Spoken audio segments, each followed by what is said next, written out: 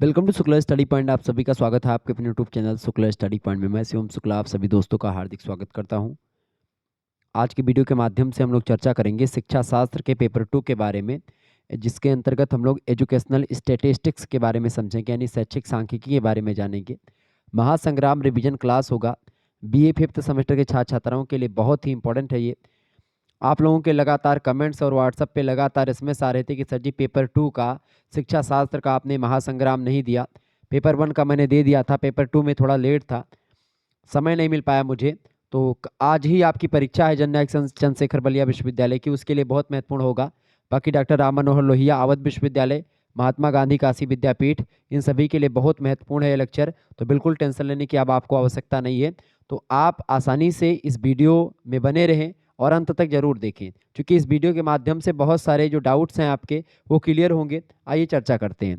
BA पंचम semester शिक्षा शास्त्र पेपर 2, जिसके अंतर्गत शैक्षिक सांख्यिकी यानी एजुकेशनल स्टैटिस्टिक्स जानना है, उसी से बनने वाले बहुत ही महत्वपूर्ण प्रश्नों के बारे में हम लोग समझेंगे।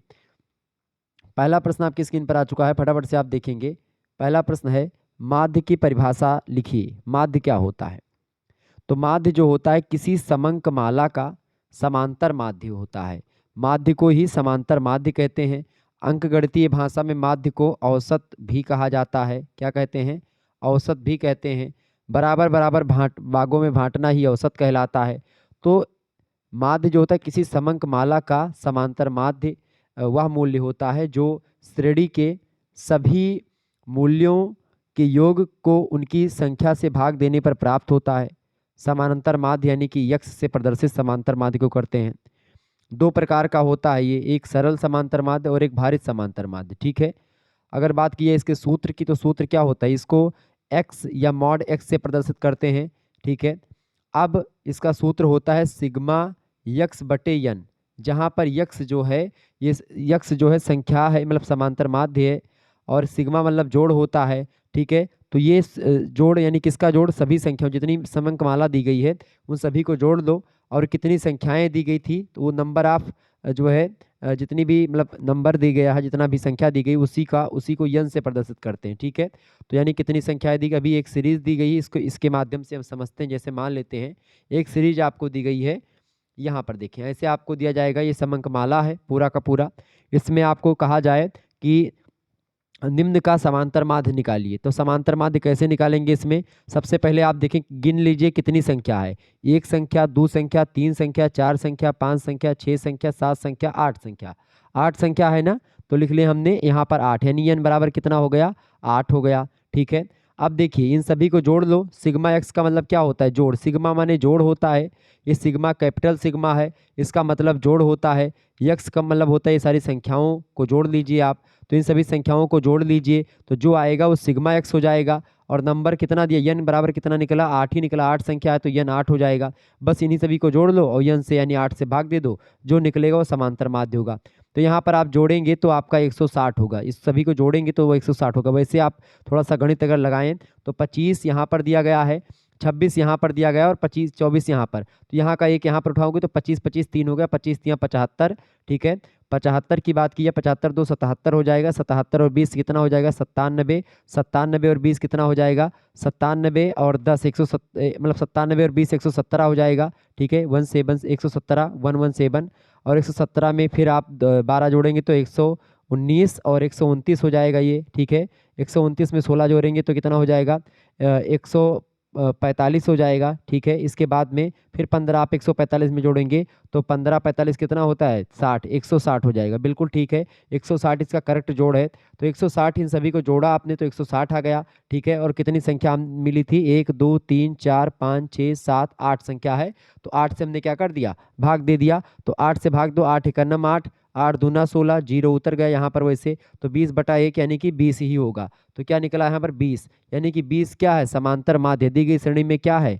20 जो है वो समांतर माध्य है। मतलब कि अगर 20 20 संख्या मतलब 20 20 सामान या 20 20 रुपया आठों में बराबर बराबर बंट जाएगा आपका। देखेंगे 160 रुपया है ऐसे समझे, और उसको 8 लोगों में बांटना बराबर बराबर, तो 20 20 रुपया देंगे तब बट जाएगा। ठीक है। 8 लोगों में 20-20 रुपया। तो वही बराबर बराबर भागों में बांटना ही औसत कहलाता है और औसत को ही समांतर माध्य कहते हैं। तो आपको माध्य क्लियर हो गया यहाँ पर कि माध्य निकाला कैसे जाता है, तो समझ में आ गया माध्य।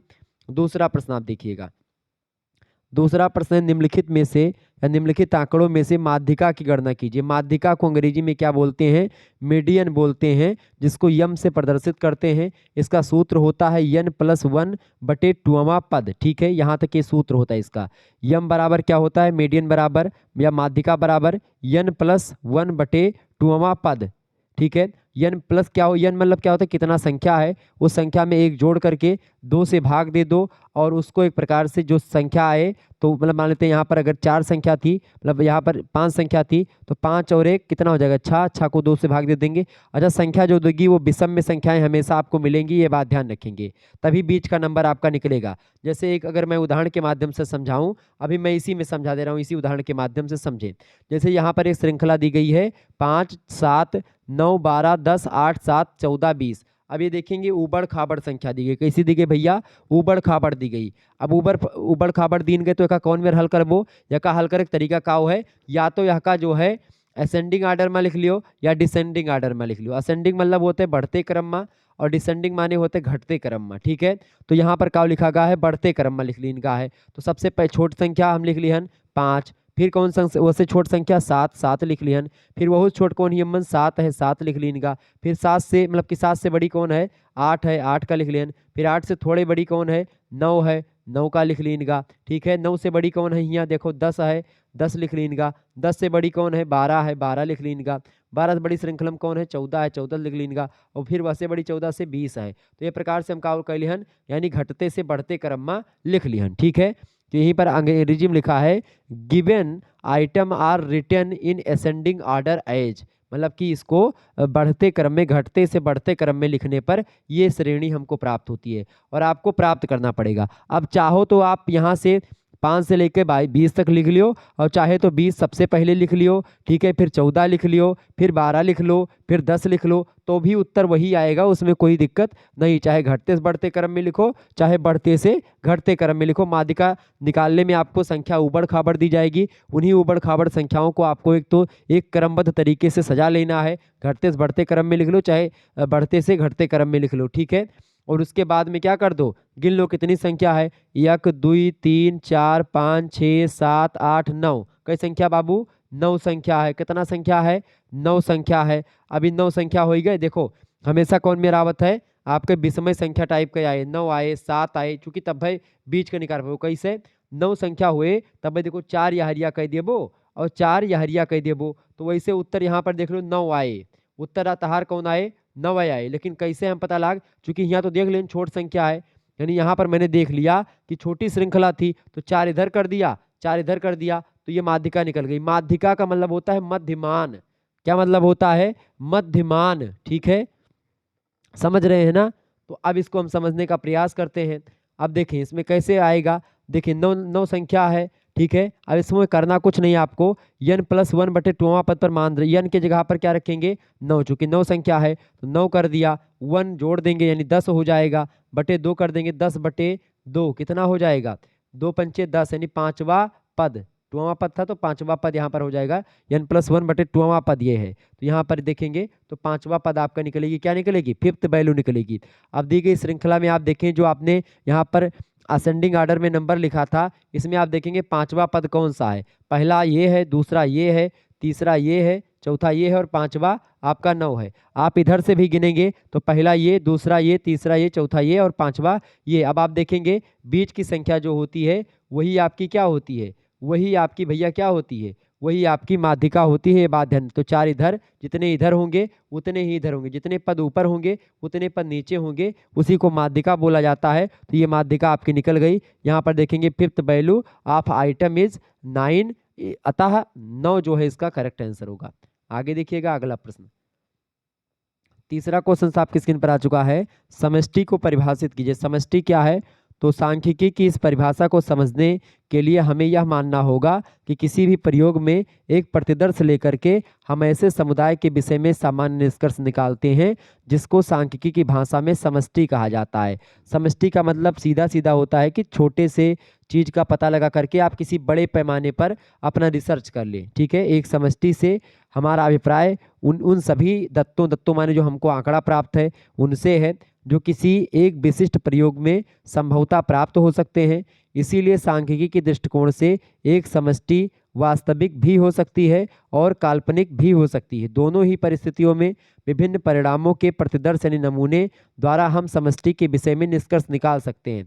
जैसे कि अगर मैं बताऊं उदाहरण के रूप में, जहां एक और उत्तर प्रदेश में गेहूं की उपज के सभी दत्त माने जो डाटा हमको प्राप्त है, आंकड़ा जो है दत्त मतलब प्राप्त, ठीक है, तो सभी प्राप्त एक समष्टि का निर्माण करते हैं जितने गेहूं की उपज है। वहां यदि हम 10 जिलों की उपज से उत्तर प्रदेश की उपज का अनुमान लगाना चाहें तो यह 10 जिलों की उपज का एक प्रतिदर्शन मात्र होगी। मतलब अगर ऐसे समझें कि समष्टि का सीधा सा मतलब क्या होता है कि एक बड़े, जैसे मान लेते हैं आपका 25 लीटर दूध है। अब क्या 25 लीटर दूधवा का फैटवा आप जो है इकट्ठे नाप लेते हैं? क्या नहीं नापते हैं ना। तो 25 लीटर दूध है, अब इसको आपको चेक करना है तो इसमें क्या करेंगे, आप इसी में से मुश्किल से 10 ग्राम जो है एक सैंपल में दूध निकालते हैं और एक डेयरी पे मशीन आती है, मैंने डेयरी देखी है, ठीक है, हमारी एक दुकान है किराने की, तो वहाँ पर हमारे चाचा जो है डेयरी उद्योग करते हैं, तो वहाँ पर डेयरी खोले हैं। हमारे बड़े के भैया जो है वो किराना की दुकान खोले हैं गांव में, ठीक है। तो क्या है, तो जब मैं मतलब कि मैं वैसे गांव में ही रहता हूँ, तो जब डेयरी पे जाता हूँ तो यहाँ पर मैं देखता हूँ सिंपल थोड़ा सा पूरे ड्राम में से थोड़ा सा दूध निकालते हैं।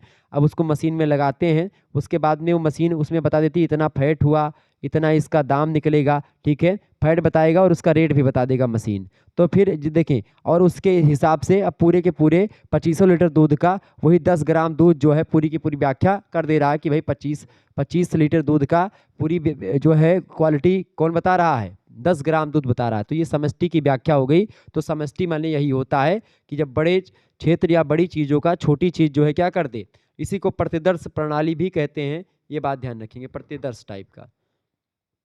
आगे देखिएगा, अगला क्वेश्चन आपकी स्क्रीन पर आ चुका है।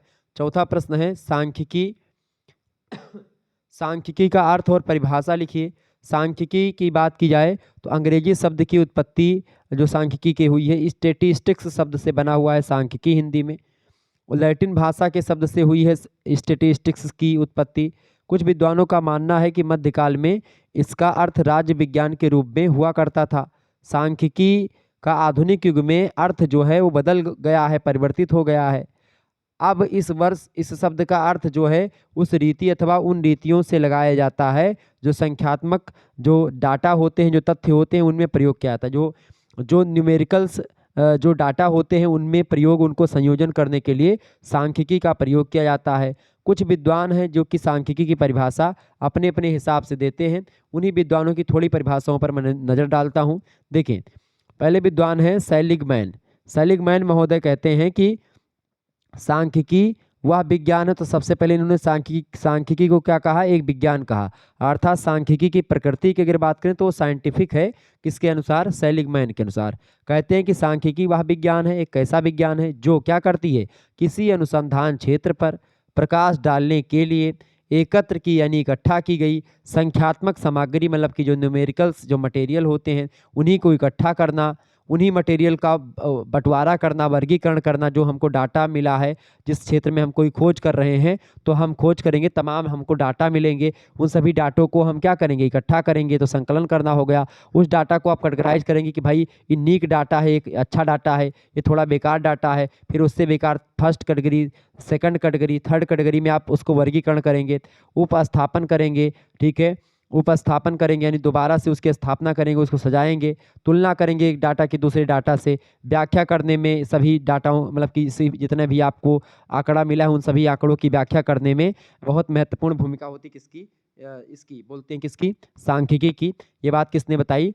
सेलिगमैन ने बताई। ब्लेयर महोदय आते हैं उसके बाद में, कहा कि सेलिगमैन जी आपने बता दिया, हम भी बताएंगे। कहा हाँ बिल्कुल, आपो बताए दियो। तो ब्लेयर महोदय कहे लगे कि सांख्यिकी जो होती वो परस्पर मतलब कि एक दूसरे परस्पर मतलब कि जैसे तनी तू हमें देखो तनी हम तुहका देखी, समझ रहे हो ना। मतलब कि जितना हम आपको देख रहे हैं वैसे आप भी हमारे साथ व्यवहार करें या हमको देखें। मतलब कि परस्पर माने होता है यहारोस्पर क्रिया और यहारोस्पर क्रिया, ठीक है। तो सांख्यिकी परस्पर संबंधित आंकड़ों के वर्गों का विश्लेषण करने वाला जिससे कि उनके संबंधों एवं अर्थों की खोज की जा सके। परस्पर संबंधित अंक जो होते हैं उनके वर्गों का विश्लेषण करने वाला, जिससे कि उनके संबंधों और उनके अर्थ जो परस्पर एक दूसरे के हैं डाटा के, उसकी खोज कर सके। उसी की खोज करने वाला एक विज्ञान अथवा पद्धति या मेथड है, ठीक है। तो इसने ब्लेयर ने पद्धति भी कहा, एक मेथड कहा सांख्यिकी को, एक विज्ञान भी कहा, और कहा कि जो परस्पर संबंधित आंकड़े होते हैं, अंक होते हैं, उन्हीं के वर्गों का विश्लेषण करने वाला, जिससे कि क्या होता है उनके संबंध और उनके अर्थों की खोज होती है कि अर्थ क्या है और उनमें परस्पर क्या संबंध है। इन सभी की खोज सांख्यिकी नामक विज्ञान या सांख्यिकी नामक पद्धति के अंतर्गत किया जाता है, ब्लेयर ने कहा। इस तरीके से सांख्यिकी ये होती है। सांख्यिकी कई प्रकार की होती है, जैसे सैद्धांतिक सांख्यिकी हो गई, वर्णनात्मक सांख्यिकी हो गई, अनुमानिक सांख्यिकी हो गई, व्यवहारिक सांख्यिकी हो गई और भविष्य कथनात्मक सांख्यिकी हो गई। सांख्यिकी के मुख्य रूप से 5 प्रकार होते हैं, ये बात ध्यान रखेंगे। स्टेटिस्टा शब्द से बना हुआ है सांख्यिकी, ये बात ध्यान रखेंगे। लैटिन भाषा के स्टेटस शब्द से उत्पत्ति मानी जाती है। मतलब की स्टेटिस्टा की मतलब की, ठीक है, स्टेटिस्टा की उत्पत्ति किससे मानी जाती है? स्टेटस से मानी जाती है। स्टेटस का मतलब राज्य से होता है, ध्यान रखेंगे इस बात को। तो इस तरीके से सांख्यिकी ये होती है। क्लियर? सांख्यिकी की परिभाषा कैंडल महोदय ने दिया, कहा कि सांख्यिकी वैज्ञानिक पद्धति की वह शाखा होती है जिसका संबंध प्राकृतिक तथ्यों के अध्ययन से है, जिनको गणना अथवा मापन के द्वारा इकट्ठा किया जाता है, एकत्रित किया जाता है। और उन्होंने ये भी कहा, उनके परिभाषा को अगर आप ध्यान से पढ़ें तो 3 बातें निकल करके आती हैं कैंडल की परिभाषा को पढ़ने के बाद में। पहली बात ये कि सांख्यिकी एक व्यवहारिक विज्ञान है, एक बिहेवियरल साइंस है। कौन? सांख्यिकी। दूसरी बात, इसके द्वारा यानी सांख्यिकी के द्वारा आंकड़ों को इकट्ठा किया जाता है, आंकड़ों को सारणी में सजाया जाता है, सारणी बनाई जाती है आंकड़ों की, सूत्रों के आधार पर उन आंकड़ों का विश्लेषण भी किया जाता है सांख्यिकी के अंतर्गत। इसके अलावा लेखा चित्रों के द्वारा इन आंकड़ों का प्रदर्शन भी सांख्यिकी के अंतर्गत किया जाता है। तो ये सांख्यिकी की कुछ परिभाषा मैंने आपको बताई, जो कि आपकी परीक्षा के लिए बहुत महत्वपूर्ण है। परीक्षा में प्रश्न हमेशा आता रहा है। अगला प्रश्न है 5वां नंबर, केंद्रीय प्रवृत्ति से आप क्या समझते हैं? सेंट्रल टेंडेंसी बोलते हैं केंद्रीय प्रवृत्ति को अंग्रेजी में। तो केंद्रीय प्रवृत्ति के मापक का तात्पर्य उन मानों से होता है जिनका प्रयोग किसी समूह की केंद्रीय प्रवृत्ति को संक्षेप में प्रकट करने के लिए किया जाता है। किसी समूह का केंद्रीय प्रवृत्ति का मापक उस समूह का प्रतिनिधि प्राप्तांक होता है। समूह के अधिकांश प्राप्तांक इसके इधर उधर होते हैं, अतः ये प्राप्तांक किस प्रकार होते हैं कि ये पूरे समूह के प्राप्तांक जो होते हैं उनका प्रतिनिधित्व करते हैं, वो केंद्रीय प्रवृत्ति होती है, सेंट्रल टेंडेंसी होती है। केंद्र के पहलू होते हैं जो संपूर्ण श्रेणी का प्रतिनिधित्व करते हैं। केंद्रीय प्रवृत्ति के मापक को निम्न प्रकार परिभाषित किया जा सकता है, जैसे कि केंद्रीय प्रवृत्ति मापक जो होता है वो किसी संपूर्ण समूह का वह प्रतिनिधि प्राप्तांक होता है जिसके इधर उस समूह के अधिक से अधिक प्राप्तांक केंद्रित होते हैं। ये होता है आपका केंद्रीय प्रवृत्ति। बेसिकली केंद्रीय प्रवृत्ति 3 चीजों से मिलकर के बनी होती है। एक होता है समांतर माध्य, एक होता है माध्यिका और एक होती है आपकी एक होता है बहुलक। तो माध्य, माध्यिका और बहुलक, इन तीनों से मिलकर के क्या बनता है? केंद्रीय प्रवृत्ति बनती है। ये बात आप ध्यान रखेंगे। बढ़िया प्रश्न है, आपने समझ लिया।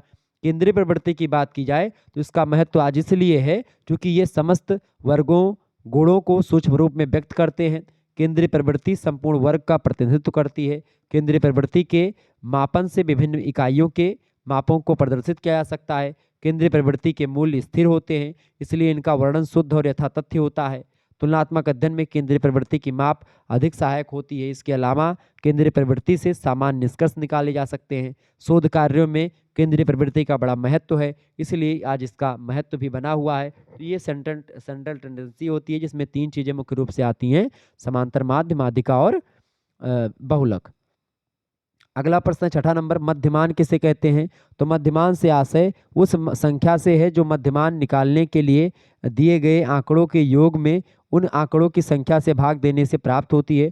दूसरे शब्दों में एक संख्याओं के समूह में संख्याओं के कुल योग में समूह की संख्याओं की संख्या भाग देने से जो भजनफल प्राप्त होता है उसे मध्यमान कहा जाता है। ये बात ध्यान रखेंगे। मध्यमान मतलब होता है समांतर माध्य। कुल मिलाकर के अगर देखें, ठीक है, माध्य जो होता है वही आपका मध्यमान होता है, और माध्यिका जो होती है उसको मध्यांक भी कहते हैं। ठीक है, ध्यान रखेंगे इस बात को। अंग्रेजी में मीडियन बोलते हैं, मध्यांक कहते हैं। ठीक है, मध्य का अंक जो होता है माध्यिका होती है, और मध्य का जो मान होता है वो मध्यमान होता है। क्लियर, समझ रहे हैं ना? देखिए, ग्रीन वाल्ड कहते हैं मध्यमान की परिभाषा को देते हुए, माध्य की परिभाषा को देते हुए, कि मध्यमान वह मूल्य है जो कि दिए गए समस्त पदों के योग को पदों की संख्या से भाग देने पर प्राप्त होता है, जो मैंने आपको शुरुआत में समझा दिया। पहला प्रश्न। एफ सी मिल्स कहते हैं कि मध्यमान किसी वितरण का गुरुत्व केंद्र होता है, जिसके जो है गुरुत्व केंद्र का मतलब क्या होता है कि उसी के बराबर बराबर अगर आप बांटेंगे तो सभी संख्याओं को पूर्ण कर दिया जाएगा। मतलब इससे पता चल जाएगा कितनी संख्या किसमें कितना कम है, किसमें कितना ज़्यादा है। ठीक है, इसके अलावा घोष तथा चौधरी कहते हैं कि समांतर माध्य, जिसे समांतर मध्यक या केवल मध्यक भी कहा जाता है, वह परिणाम होता है वो जो किसी चल में पदों के मूल्यों के योग को उनकी संख्या से भाग दे करके प्राप्त किया जाता है। तो ये होता है आपका माध्य। क्लियर, इसके उदाहरण के माध्यम से मैंने आपको पहला प्रश्न समझाया था, तो क्लियर हो गया होगा। आगे देखिएगा, अगला प्रश्न आपकी स्क्रीन पर आ चुका है। वर्गीकृत आंकड़ों से मध्यमान ज्ञात करने की विधि क्या है? तो जब आंकड़े वर्गीकृत होते हैं तब मध्यमान निकालने के लिए प्रत्यक्ष रीति अपनाई जाती है, जिसमें समस्त पदों के योग में पदों की संख्या का भाग दिया जाता है। लेकिन जहां पदों की संख्या बहुत अधिक होती है और पद बहुत बड़े बड़े होते हैं, वहां के लिए यह रीति उपयुक्त नहीं होती है। ठीक है, जहां पर बहुत बड़ी संख्या दी गई है तो कितनी संख्याओं को आप लगातार जोड़ेंगे, आप कैलकुलेटर हो जाएंगे क्या, तो कितना जोड़ेंगे। छोटी श्रृंखलाएं दी होती हैं, कम संख्याएं दी होती हैं और छोटे छोटे नंबर दिए होते हैं, तो आप उसको जोड़ लेते हैं संख्याओं को। लेकिन जब यही संख्या मान लेते हैं 1000 2000 की संख्या में दिया जाए, 500 की संख्या में श्रृंखला दी हो, तो फिर उसमें आपको मध्यमान निकालने के लिए, ठीक है, ये रीति नहीं मतलब कि सामने आती है। ठीक है, उपयुक्त नहीं होती। इसके अतिरिक्त यदि पद दशमलव संख्याओं में होते हैं तो भी यह रीति उपयुक्त नहीं होती है, जो हम नेट्रिक के माध्यम से हम लोग समझते हैं। ठीक है, क्योंकि गुणा भाग कठिन हो जाता है इसमें, तो इसलिए ये पद जो है या जो मध्यमान ज्ञात करने की जो वर्गीकृत आंकड़ों के माध्यम से जो हम मतलब कि सभी संख्याओं को जोड़ करके उस संख्या से भाग दे देते हैं, तो ये जो होता है हमेशा के लिए, मतलब कुछ संख्याओं में अपवाद है, जैसे दशमलव संख्याओं में आप नहीं ज्ञात कर पाएंगे क्योंकि गुणा भाग करने में कठिनाई। ज्ञात हो जाएगा, जोड़ेंगे ट्रिक से ज्ञात हो जाएगा, लेकिन गुणा भाग करने में बड़ा समय लग जाएगा। ठीक है, तो यह होता है विधि आपकी जो वही है, विधि मैंने आपको बता दी, लेकिन उसकी सीमितताएं भी कुछ थी, उसके बारे में भी बता दिया। 8वां प्रश्न, मीडियन का सूत्र होता है। मीडियन का मतलब क्या होता है? माध्यिका या मध्यांक बोलते हैं। इसका पहला सूत्र होता है n+1/2वां पद। ये आपका होता है पहला सूत्र। ठीक है, ये सरल चीज़ों में लग जाता है और बड़े आसानी से इससे बहुत सारे काम हो जाते हैं। ऐसे दूसरा होता है संचयी बारंबारता के अंतर्गत अगर मीडियन निकालना होता है तो देखें L1 + n/2 - C/F गुणे I, इन सभी का गुणा कर दो आपस में, मतलब कि ये आप गुणा करके और उसके बाद में F से भाग दे दो। इसमें जो आपका L1 होता है ये निम्न लिमिट कही जाती है। ठीक है, L1 को क्या बोलते हैं? निम्न लिमिट है ये। इसके अलावा अगर बात की जाए, इसके अलावा आपका जो C होता है ये संचयी बारंबारता के वर्ग से नीचे का वर्ग होता है C। इसके अलावा F जो होता है आपका, F होता है मीडियन वर्ग की बारंबारता। इसके अलावा I जो होती है, I होती है मीडियन वर्गों के बीच अंतराल। ये बात आप ध्यान रखेंगे। और n का मतलब होता है नंबर, ठीक है, संख्या। तो इस तरीके से ये सूत्र होता है संचयी बारंबारता का, ध्यान रखेंगे इस बात को। आगे देखेंगे 9वां नंबर प्रश्न आपकी स्क्रीन पर आ चुका है। सांख्यिकी को कम से कम शब्दों में परिभाषित कीजिए। तो सांख्यिकी क्या होती है? समंकों का संकलन, उपस्थापन, विश्लेषण अथवा व्याख्या या एवं व्याख्या करना ही सांख्यिकी कहलाता है। ये सांख्यिकी की कम से कम शब्दों में परिभाषा हो गई। समंकों का संकलन करना, यानी जो अंक दिए गए उनका संकलन करना, इकट्ठा करना, उपस्थापन करना, उनको प्रतीक शैली में लगाना, उनका विश्लेषण एनालिसिस करना, उसकी व्याख्या करना। ठीक है, ये सांख्यिकी होता है। फर्ग्यूसन महोदय इसी चीज को अपने हिसाब से कहते हैं कि सांख्यिकी का संबंध सर्वेक्षणों यानी सर्वे और परीक्षण यानी टेस्ट से के द्वारा होता है, प्रैक्टिकल के द्वारा होने वाली सामग्री के संकलन, वर्गीकरण और व्याख्या से होता है। तो इस तरीके से परीक्षण के माध्यम से, सर्वेक्षण के माध्यम, सर्वेक्षण माने सर्वे, परीक्षण माने जैसे प्रैक्टिकल, तो प्रैक्टिकल और सर्वे के माध्यम से या के द्वारा प्राप्त जो सामग्री होती है, उसी सामग्री को इकट्ठा करना, उसी सामग्री को वर्गीकृत करना, बांटना, उसी सामग्री की व्याख्या करना, ये होता है सांख्यिकी का मतलब। ठीक है, ध्यान रखेंगे इस बात को। तो ये होगी सांख्यिकी। आगे देखिएगा, अगला क्वेश्चन आपकी स्क्रीन पर आ चुका है। 10वां नंबर प्रश्न है, निम्न आंकड़ों का मध्यांक मान क्या होगा। देखिए, मध्यांक मान मतलब क्या होता है। मध्यांक मान सीधा सीधा आपका क्या हो गया, मध्यांक अगर बोले आपसे तो मध्यांक का मतलब हो गया आपका माध्यिका। ठीक है, क्या हो गई, माध्यिका होगी। मध्यमान बोलेगा तो आपका समांतर माध्य होगा, ये बात ध्यान रखेंगे। श्रृंखला आपकी दी गई कैसी, देखिए 1 2 3 4 5 6 7 8 9। देखिए, हमेशा आपकी विषम में अधिकतर दी जाती है, अधिकतर विषम में दी जाएगी तभी मध्य का अंक आपका निकलेगा। ये हमेशा विषम में संख्याएं होती हैं, ये बात भी ध्यान रखेंगे। अब देखिए 9 संख्या है तो जाहिर सी बात है बीच का संख्या होगी। अब वैसे अगर आपको ज्ञात करना है, छोटी श्रृंखला दी गई है तो आपको लगाने की भी जरूरत नहीं होती है, वैसे आपका उत्तर आ जाता है। लेकिन आपको यहाँ पर लिखित परीक्षाओं में लगाना पड़ेगा, ऑब्जेक्टिव परीक्षाओं में आपको ऐसे टिक लगा देना होता है। कैसे, जैसे देखिए, तो ये संख्या दी गई है। अब इसको हम क्या करते हैं, इसको हम आरोही क्रम में लिखते हैं। आरोही क्रम में कैसे लिखेंगे, देखिए सबसे छोटी संख्या, ठीक है, उसको लिख लिया। फिर थोड़ी उससे बड़ी संख्या 10 है, 10 लिख लिया। फिर 10 से बड़ी आपकी 12 है, 12 को लिख लिया गया। ठीक है, 12 से बड़ी इसमें देखिए फिर 12 है, फिर 12 को लिख लिया। 12 से बड़ी 13 है, फिर 13 को लिख लिया। ठीक है, 13 से बड़ी 14, 14 को लिख लिया गया। 14 से बड़ी 15, 15 लिख लिया। 15 से बड़ी 16, 16 लिख लिया गया। ठीक है, 16 से बड़ी कौन सी संख्या, 17, 17 को लिख लिया गया। तो इस तरीके से आपका ये एक श्रृंखला हो गई आरोही क्रम में। अवरोही माने होता है घटते क्रम में लिखें, जैसे 17 पहले लिखते, ठीक है, फिर 16 लिखते, फिर 15 लिखते, फिर 14 लिखते, फिर 13 लिखते, फिर 12 लिखते, फिर 12 लिखते, फिर 10 लिखते और फिर 8 लिखते। तो ये हो जाता आपका अवरोही क्रम। तो इसमें भी उत्तर आएगा वही सेम, और इसमें भी वही सेम उत्तर आएगा, 1 2 3 4 5, यानी कि यही आपका हो जाएगा 13 जो होएगा यही उत्तर आएगा आपका। कैसे, क्योंकि बीच की संख्या वैसे आपको दिख रही है। तो यहाँ पर हमने क्या कर लिया, सबसे पहले आपको करना क्या है, आपको इसको आरोही क्रम या अवरोही क्रम में सजा लेना है, घटते बढ़ते क्रम में एक सीरियल से। ठीक है, कितनी संख्या है, 1 2 3 4 5 6 7 8 9 संख्या है, 9 लिख लिया गया, n बराबर 9। मीडियन का सूत्र क्या होता है, n+1/2वां पद। ठीक है, अब n कितना है, 9 है, 9+1/2 यानी 9 एक कितना होता है, 10 होता है, 10/2, 2 पंचे 10, 5 आया यानी पांचवा पद। पांचवा पद श्रृंखला में क्या दिया गया, पहला, दूसरा, तीसरा, चौथा, पांचवा, 13 दिया गया, तो यही करेक्ट आंसर हो जाएगा 13। देखिए यहाँ पर 9+1/2 10/2 यानी कि पांचवा नंबर। अब पांचवें नंबर पर आपका कौन सा होगा, पांचवा नंबर पर आपके 13 आ रहा है, तो वही करेक्ट आंसर हो जाएगा। इस तरीके से आपका क्या निकल गया, मध्यांक निकल गया। क्लियर। अब मध्यांक की परिभाषा बताइए। प्रश्न आपसे मध्यांक और माध्यिका क्या होती है, एक ही होता है। क्लियर। तो मध्यांक से आशय किसी पद समूह में उस बिंदु अथवा पद से होता है जो पदों के समूह को दो बराबर भागों में बांटता है। जैसे 4 इधर होगा और 4 इधर होगा, बीच में एक संख्या, तो वही हो जाएगी आपकी मध्यांक। ठीक है, इधर भी उतनी संख्या, इधर भी उतनी संख्या, चाहे ऊपर नीचे की बात करें तो ऊपर उतनी संख्या जितनी नीचे संख्या। तो इस तरीके से मध्यांक जो होता है वही होता है, दो बराबर भागों में बांटता है। उस बिंदु के नीचे के आधे पद होते हैं और उसके ऊपर के आधे पद होते हैं। क्लियर। मध्यांक निकालने के लिए यह आवश्यक होता है कि समूह में पदों को आरोही क्रम में रखा जाए, और मध्यांक को विभिन्न विद्वानों ने विभिन्न विद्वानों के द्वारा दी गई परिभाषाओं के द्वारा बताया गया है।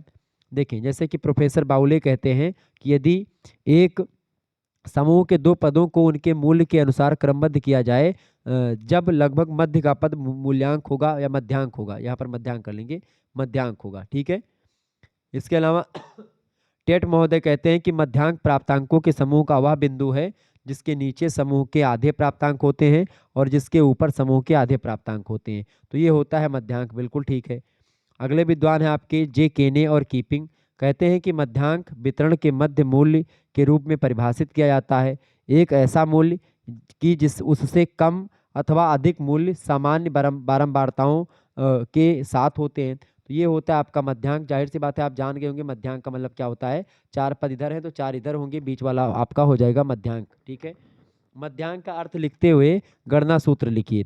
डॉक्टर जेसी चतुर्वेदी के अनुसार मध्यांक की अगर अर्थ देखें तो उन्होंने कहा कि यदि एक श्रेणी के पदों को उनके परिणामों के आधार पर आरोही अथवा अवरोही क्रम में लगाया जाए, यानी घटते बढ़ते क्रम में, चाहे बढ़ते से घटते क्रम में लगाया जाए, तो बिल्कुल बीच वाली जो राशि होती है या बीच वाली जो संख्या होती है या मान होता है या माप होती है, उसी को मध्यांक कहते हैं। ठीक है, मध्यांक की गणना करने के लिए सूत्र का प्रयोग करते हैं। जैसे पहला सूत्र आपका होता है अवर्गीकृत आंकड़ों के मध्यांक ज्ञात करने के लिए निम्न सूत्र का प्रयोग करेंगे। आप अवर्गीकृत मतलब कि जो बंटवारा नहीं हुआ है, वर्गीकृत नहीं हुआ है कोई आंकड़ा, तो उसको लिए निकालने के लिए सीधा क्या होता है, यानी +1/2 पद आपका निकल आएगा।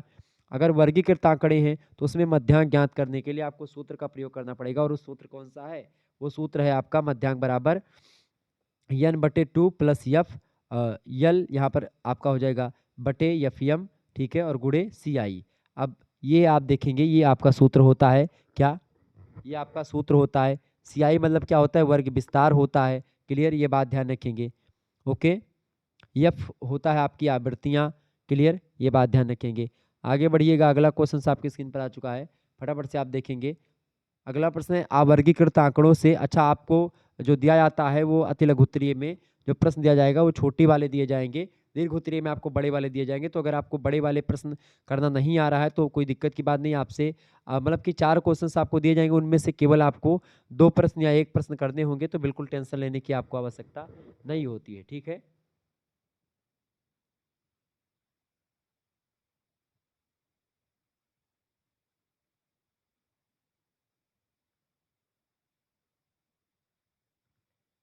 आगे देखा जाए,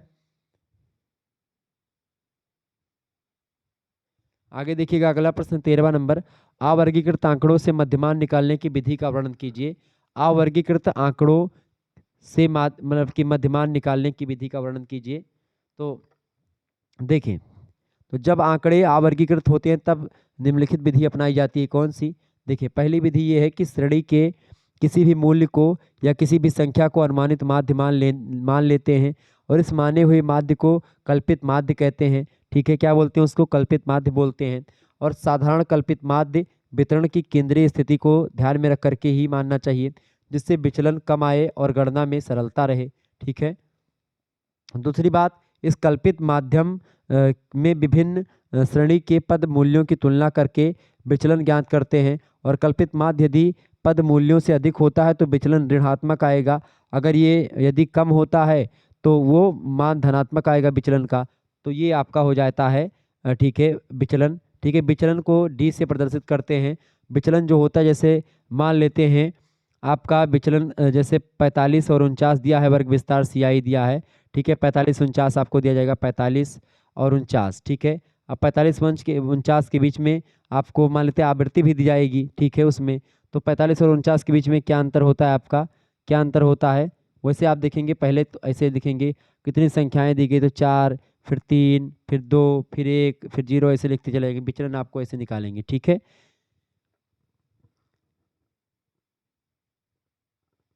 और उसके बाद में जो विचलन आपका होता है, वो विचलन तो ऐसे आप ऊपर से करते जाएंगे तो विचलन निकलता चला जाएगा, उसके बाद में फिर आप जो है फिर माइनस का चलेंगे, फिर 0 हो जाएगा। ऐसे जो विचलन होता है आपका निकालने के लिए, डी जो होता है सीधा सीधा, मान लेते कोई श्रृंखला आपको दी जाए, ठीक है, वर्ग विस्तार दिया जाता है आपको उसमें, जैसे 45 49 दिया जाएगा। ठीक है, 45 49 हो गया, ऐसे आपको नीचे दिया गया 40 44। ठीक है, अब इसमें आपको इधर आवृत्ति दी होगी, तो आवृत्ति 2 3 ऐसे जो भी दिया जाए वो आवृत्ति आपको दी जाएगी। अब जैसे जब मानक विचलन निकालते हैं, मतलब विचलन निकालते हैं, तो डी जो निकालेंगे वो कैसे निकलेगा, पहले लिखेंगे 4, मतलब जितनी संख्याएं दी जाएंगी लंबा सा वो आप देख लें कितनी संख्याएं हैं। ठीक है, तो उस हिसाब से मान लेते हैं अगर 10 संख्या है, ठीक है, कितनी संख्याएं हैं, अगर मान लेते हैं 10 संख्या दी जाएगी। ठीक है, 10 संख्या अगर दी जाएगी तो आप, या 11 संख्या दी जाएगी तो आप उसके हिसाब से करेंगे, क्योंकि 11 दी जाएगी तो आप 5 मानेंगे, अगर 9 दी जाएगी तो आप 4 ऊपर से लिखेंगे, 4 3 2 1 फिर 0, फिर -1 -2 माइनस, ऐसे विचलन ये निकल जाएगा। और आवृत्ति से विचलन को गुणा कर देंगे तो आपका FD निकल जाएगा। क्या निकल जाएगा, आवृत्ति विचलन निकल जाएगा। तो इसे 4 का गुणा 2 में करेंगे तो 8 निकल जाएगा, तो ये FD निकलेगा। तो इस तरीके से आपका ये निकलेगा। तो इसको एक दिन मतलब कि ये ऐसे समझाना होता है आपको, तो फिर उसमें माध्य दूसरे तरीके से निकलता है। ठीक है, ये लंबा सवाल होता है। व्यक्तिगत श्रेणी में सभी विचलनों को धन और ऋण का ध्यान रखते हुए जोड़ लेते हैं, और खंडित व सतत श्रेणी में प्रत्येक विचलन को संबंधित आवृत्ति से गुणा करके उसके बाद गुणनफलों का योग कर देते हैं, सभी को जोड़ देते हैं। अब जो जोड़ते हैं सभी को, जोड़ने के बाद में आपका जो आता है उसको सिग्मा एफडी बोलते हैं, ठीक है। और नंबर्स को सभी जितना नंबर आपका आपका वो दिया होता है, आवृत्तियाँ दी होती हैं, उन आवृत्तियों को भी जोड़ लेते हैं। तो उसको जोड़ने पर जो आता है, ठीक है, और जो आपका वो जोड़ने पर आता है, क्या बोलते हैं, गुणा करने पर आवृत्ति और विचलन को गुणा कर देते हैं, जो मिलता है उसको जोड़ेंगे। और जोड़ने के बाद में क्या करते हो, सिग्मा एफ डी बटे एन, जो इसका सूत्र होता है यम बराबर A M plus sigma F D, ठीक है, बटे एन गुणे सी आई, ये सूत्र होता है। तो आप इसमें रख देंगे, आपका उत्तर निकल आएगा, ठीक है। तो इन योगों में पदों की संख्या का भाग देते हैं। भागफल यदि धनात्मक आता है तो कल्पित माध्य में उसको जोड़ देते हैं, और यदि ऋणात्मक आता है तो कल्पित माध्य से घटा देते हैं, और उत्तर आपके सामने हो जाता है। आगे देखेंगे अगला प्रश्न, निम्नलिखित आंकड़ों का मध्यांक ज्ञात कीजिए। मध्यांक मतलब कि क्या होता है आपका, मध्यांक मतलब आपका माध्यिका ज्ञात करने के लिए बोल रहा है। देखिए पदों को आरोही आरोही क्रम में करने पर, देखिए ये पद आपका दिया गया था 10, 25, 17, 18, 9, 19 और 12। अब इसको आपने क्या किया, आरोही क्रम में लिख लिया, क्रम संख्या 1, 2, 3, 4, 5, 6, 7। अभी आप बनाओ चाहे ना बनाओ, इसमें कोई दिक्कत की बात नहीं, वैसे आप गिन सकते हो कि 7 संख्याएं हैं, विषम संख्या मतलब कि 7 संख्याएं नहीं दी गई है, तो 3 तीसरे नंबर पर जो आएगा वही होगा। देखिए 3 इधर हो जाएगा, 3 इधर हो जाएगा, चौथा संख्या जो आएगी 17, 17 आपका उत्तर होगा। कैसे होगा, हल करते हैं। अब इसको आपने पद में लिख लिया कैसे, 9 सबसे छोटा है, 9 से बड़ा फिर 10 है, फिर 10 से बड़ा 12 है, 12 से बड़ा इसमें 17 है, 17 से बड़ा 18, 18 से बड़ा 19, फिर 20। अब आप देखेंगे इसमें क्या होगा, यन कितनी संख्या 7 है, 7 यन प्लस 1 बटे 2वां पद होता है आपका सूत्र माध्यिका का, ठीक है। मध्यांक का सूत्र या माध्यिका मध्यांक बात एक ही है, तो 7 + 1 बटे 2 हो जाएगा। तो 7 1 8 बटे 2, यानी कि 8 बटे 2 का मतलब क्या हो जाएगा, 2 1 2, 2 चौको 8, यानी 4 आपका आ जाएगा। अब चौथे नंबर पर आपका क्या है, 17 आता है, तो यही आपका 17 हो जाएगा, माध्यिका क्या होगी, 17 हो जाएगी। क्लियर, ध्यान रखेंगे इस बात को। आगे देखेंगे अगला क्वेश्चन आपकी स्क्रीन पर आ चुका है। तो यही सब प्रश्न आपके अगर पूछे जाएंगे तो आप आसानी से बता पाइएगा। निम्नलिखित आंकड़ों के द्वारा मध्यमान ज्ञात कीजिए। देखिए 59, 60, 50, 25, 27, 25, 83, 66, 14, 75, 74, 60, 0, मतलब कि 4, 0, 4, 95, ये आपको दिया गया मध्यमान निकालने के लिए। मध्यमान मतलब कि यहाँ पर आपको क्या निकालना है, माध्य निकालना है, ठीक है। तो माध्य का सूत्र क्या होता है, माध्य को एक्स से, कैपिटल एक्स से प्रदर्शित करते हैं। तो माध्य का सूत्र होता है सीधा सीधा पदों का योग बटे पदों की कुल संख्या, ठीक है, यानी सिग्मा एक्स इसको बोलते हैं पदों के योग को, और पदों की संख्या को क्या बोलते हैं, यन बोलते हैं, ठीक है। तो सिग्मा एक्स कितना होगा, इन सभी संख्याओं का जोड़, इन सभी संख्याओं को जोड़ लेंगे, और जितना मान आएगा, मान लेते 717, इसको जोड़ने पर क्या आएगा, 717 आएगा। सभी संख्याओं को अगर आप जोड़िएगा तो कितना आएगा, 717 आएगा। और कितनी संख्या, 1 2 3 4 5 6 7 8 9 10 11 12 13 14, 14 संख्या है। 717 जोड़ने पर आया 14 1 14, और 14 मतलब पंचे कितना होता है, 70 होता है, ठीक है। उसके बाद में क्या हुआ, एक यहाँ पर चला 17 हो गया, फिर 14 1 14 हो गया, ठीक है, 14 1 14, फिर 3 यहाँ से फादिल हो गया, फिर 0 हुआ, 14 दूना 28, 2 यहाँ पर आ गया, तो फिर 2 फादिल हुआ, फिर 20 हो गया, 14 1 14। तो इस तरीके से 51.21 जो है आपका ये अप्रॉक्स आंसर आ गया, ठीक है। तो 51.21 ये आपका अगर बराबर बराबर भागों में बांटेंगे तो 14 लोगों में, ठीक है, 14 लोगों में 51 रुपये 20-21 पैसे आपको मिल जाएंगे, सभी को बराबर बराबर भागों में, अगर आप मैथ में समझें इसी को औसत में, ठीक है। तो औसत भी निकालने का यही सूत्र होता है जो समांतर माध्य निकालने का होता है। तो इस तरीके से आप लोगों ने इसको निकाला। आगे देखेंगे अगला प्रश्न आपकी स्क्रीन पर आ चुका है, बहुलक या बहुलांक की परिभाषा और सूत्र बताइए। बहुलांक से आशय उस पद या मूल्य से होता है जो किसी समंक श्रेणी में सर्वाधिक बार आता है, इसे भूयष्टक भी कहा जाता है। विभिन्न विद्वानों ने बहुलांक को निम्नलिखित तरीके से परिभाषित किया, जैसे कि एलहांस महोदय कहते हैं कि बहुलांक एक संपर्क माला का वह पद होता है जो सबसे अधिक बार आता है। यह श्रेणी के बाहुल्य मूल्य का सर्वश्रेष्ठ प्रतिनिधि होता है, एक ऐसा प्रतिनिधि जो वास्तव में फैशन या प्रचलन कहा जा सकता है। मॉड कहते हैं इसको अंग्रेजी में, ठीक है, मतलब कई बार आता है वो संख्या। अभी मैं आपको समझा रहा हूँ। देखें क्राक्स्टन और कोडाउन कहते हैं कि बहुलांक विभिन्न अंकों का वह मूल्य है जिसके आसपास श्रेणी के अधिक से अधिक पर मूल्य केंद्रित होते हैं। गिलफोर्ड कहते हैं कि माप के पैमाने पर बहुलांक वह बिंदु है जहां पर वितरण में सबसे अधिक अभिवृत्तियां केंद्रित होती हैं। जैसे बहुलांक में कोई श्रृंखला आपको दी जाए, जैसे 4 दिया गया, 5 दिया गया, 6 दिया गया, फिर 3 दिया गया, फिर 4 दिया गया, फिर 3 दिया गया, फिर 4 दिया गया, फिर 8 दिया गया, फिर 9 दिया गया। अब आपसे पूछेगा इसमें बहुलांक क्या है। देखेंगे बहुल अंक कौन सा है इसमें से। 4 एक बार आया है, फिर 2 बार, 4 आपका 3 बार, यहाँ पर 4 3 बार आया है, 3 आपका 2 ही बार आया है, यानी कि 4 जो है वो आपका कितनी बार है, 3 बार है। तो 4 जो है दी गई श्रृंखला में बहुलांक है, 1 4 2 4 और 3 4, ये बहुलांक होता है। ठीक है। बहुलांक का अर्थ लिखते हुए उसके ज्ञात करने की विधि पर संक्षिप्त टिप्पणी लिखिए। तो क्रो एंड क्रो कहते हैं कि दिए गए प्राप्तांकों के समूह में जो प्राप्तांक बहुधा सबसे अधिक बार आता है उसे ही बहुलांक कहते हैं। बहुलांक 2 प्रकार के आंकड़ों से ज्ञात किया जाता है, एक तो अवर्गीकृत आंकड़े और दूसरे वर्गीकृत आंकड़े। अवर्गीकृत आंकड़ों की अगर बात करें तो अवर्गीकृत आंकड़ों में बहुलांक ज्ञात करने के लिए निरीक्षण विधि के द्वारा देखते हैं कि कौन सा पद सबसे अधिक बार आया है। जैसे मैंने आपको समझाया था कि जैसे यहाँ पर 4 आपका 3 बार आया तो 4 वो हो गया, तो जो पद सबसे अधिक बार आता है वही बहुलांक होता है। तो पहला बात तो ये होगा जो मैंने अभी आपको बताया। दूसरा होता है आपका बहुलांक मतलब वर्गीकृत आंकड़ों में बहुलांक निकालने का सूत्र निम्नलिखित है। वर्गीकृत आंकड़ा आपके समक्ष दिया गया तो फिर आपको बहुलांक सूत्र निकालने का जो तरीका होता है वो क्या होता है, फिर उसमें बहुलांक का तरीका ये होता है। देखिए पहला होता है मोड। मोड बराबर 3 गुणे मीडियन माइनस 2 गुणे मीन, यानी कि आपको समांतर माध्य अगर माध्यिका दी गई है और माध्य दिया गया तो दी गई श्रृंखला का सबसे पहले क्या निकालेंगे, माध्यिका निकालेंगे और माध्य निकालेंगे। माध्यिका जो आएगी उसमें 3 से गुणा कर देंगे। मान लेते हैं माध्यिका आपकी 4 आई तो 4 से 3 में गुणा कर देंगे, माइनस अगर मान लेते हैं मान मतलब मध्यमान आपका कितना आया 2 आया तो इसमें 2 से गुणा कर देंगे, यानी 2 दूना 4 और 4 तेई 12, 12 माइनस कितना 2 दूनी 4, 4 12 माइनस 4 बराबर 8, तो 8 आपका क्या हो जाएगा बहुलांक हो जाएगा, मोड हो जाएगा।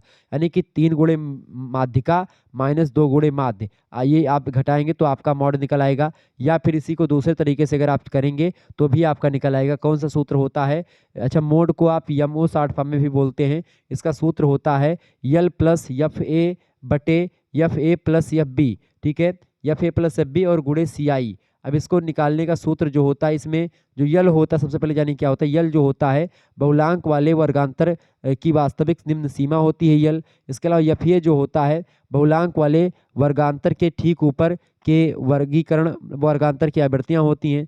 एफ बी जो होता है बहुलांक वाले वर्गांतर के ठीक नीचे के वर्गांतर की आवृत्तियां होती हैं। और सी आई जो होता है आपका, सी आई क्या होता है, सी आई की अगर बात करें तो सी आई वर्ग विस्तार के अंग होते हैं। तो इस तरीके से बहुलांक ज्ञात करने की दूसरी विधि होती है, ये बात ध्यान रखेंगे।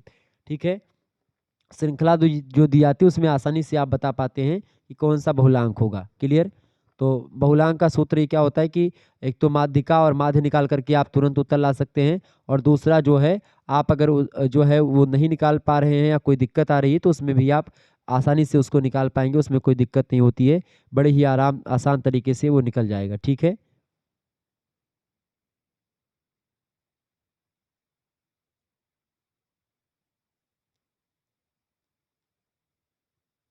तो इस तरीके से आपका ये निकलता है बहुलांक। ठीक है, अगला क्वेश्चन आपकी स्क्रीन पर आ चुका है। 18वां नंबर प्रश्न आपकी स्क्रीन पर आ चुका है, फटाफट से आप देखेंगे। इंपॉर्टेंट प्रश्न है कोरिलेशन के, कोरिलेशन माने सहसंबंध के विभिन्न प्रकारों के नाम लिखें। तो कोरिलेशन के विभिन्न प्रकार में कोरिलेशन कई प्रकार के होते हैं। एक तो धन कोरिलेशन यानी कि धनात्मक, एक भुज कोरिलेशन होता है, एक शून्य कोरिलेशन होता है, एक कुल भिन्नर कोरिलेशन होता है। तो ये 4 प्रकार के आपके सहसंबंध होते हैं, कोरिलेशन होते हैं, ध्यान रखेंगे। अगला क्वेश्चन आपकी स्क्रीन पर आ चुका 19 नंबर, कुर्टोसिस वक्र क्या होता है, बताएं। कुर्टोसिस वक्र क्या होता है, तो जब मीडियन मीन और मॉड यानी कि माध्यिका माध्य और बहुलक एक ही बिंदु पर स्थित होते हैं तो वक्र पूरी तरह सीमित होता है और इसी को बोलते हैं कुर्टोसिस वक्र। जब माध्यिका माध्य और मोड जो होते हैं एक ही बिंदु पर, माध्यिका माध्य और बहुलक एक ही बिंदु पर होते हैं तो वही क्या होता है, वही कुर्टोसिस वक्र कहा जाता है। ये बात ध्यान रखेंगे। क्लियर। आगे देखिएगा, अगला प्रश्न 20वां नंबर प्रश्न है, स्टैटिस्टिक्स की क्या सीमाएं हैं, मतलब कि सांख्यिकी की क्या सीमाएं हैं। तो पहली सीमा ये है कि सांख्यिकी जो है यह क्वालिटेटिव सूचनाओं का ज्ञान नहीं देती है, यानी कि जो क्वालिटी वाली सूचनाएं होती हैं उसको नहीं देती है। संख्यात्मक यानी क्वांटिटी पर ध्यान देती है, क्वालिटेटिव वाले मुद्दों पर ध्यान कम देती है। दूसरी बात, यह प्रत्येक आंतरिक कहानियों का ज्ञान नहीं देती है। क्लियर। इसके अलावा यह दुरुपयोग के लिए उत्तरदायी है। इसके अलावा स्टेटिस्टिक्स केवल एवरेज के लिए सत्य होता है, सभी मानों के लिए नहीं। तो इस तरीके से स्टेटिस्टिक्स की ये सीमाएं होती हैं। क्लियर। आगे देखिएगा, अगला क्वेश्चन आपकी स्क्रीन पर आ चुका है। प्रश्न दी गई संख्याओं 5, 6, 7, 7, 7, 8, 9, 10 का बहुलक क्या होगा। अब देखिए इसमें 7 एक बार आया, 2 बार आया, 3 बार आया। वैसे आपको दिख गया कि 3 बार 7 आया है, यानी कि बहुलक जो है इसमें क्या है, 7 है, क्योंकि 7 की बारंबारता इसमें लगातार आई है। ठीक है, तो 7 क्या है, ये बहुलक है इसमें। अगला क्वेश्चन है 22 नंबर, धन कोरिलेशन पर संक्षिप्त टिप्पणी कीजिए।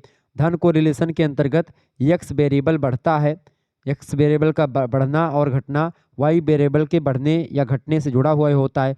मान लेते हैं एक्स का मान जब बढ़ता है, कोई एक्स माने कोई एक वस्तु है, तो उसका मान जब बढ़ेगा तो जो वाई होती है यानी कि दूसरी वस्तु है उसी से रिलेटेड होती है, तो उसका भी मान बढ़ता है। मान लेते हैं जैसे गन्ने का अगर दाम बढ़ेगा तो चीनी जाहिर सी बात है महंगी बिकेगी, क्योंकि गन्ने से ही चीनी बनती है, गन्ने के रस से चीनी बनती है। तो इसीलिए क्या होता है कि इन दो गन्ने और चीनी में क्या संबंध है, उसमें कोरिलेशन है। कैसा कोरिलेशन है, धनात्मक कोरिलेशन है कि जब x का मान बढ़ेगा तो y का भी मान बढ़ेगा, जब x का मान घटेगा तो y का मान भी घटेगा। तो जब x का मान बढ़ता है तब y का मान भी बढ़ता है, y का मान बढ़ता है तो x का मान भी बढ़ता है। तो ये होता है आपका धनात्मक कोरिलेशन। इसके ठीक विपरीत होता है आपका ऋणात्मक कोरिलेशन। ठीक है, जैसे यील्ड और रेनफॉल हो गया, पिता पुत्र की लंबाई हो गई। ठीक है, ध्यान रखेंगे। धन कोरिलेशन का पूर्णतः उदाहरण, लोहे की गेंद की लंबाई प्रत्येक डिग्री तापमान बढ़ाने पर बढ़ जाती है। तो ये होता है कोरिलेशन आपका।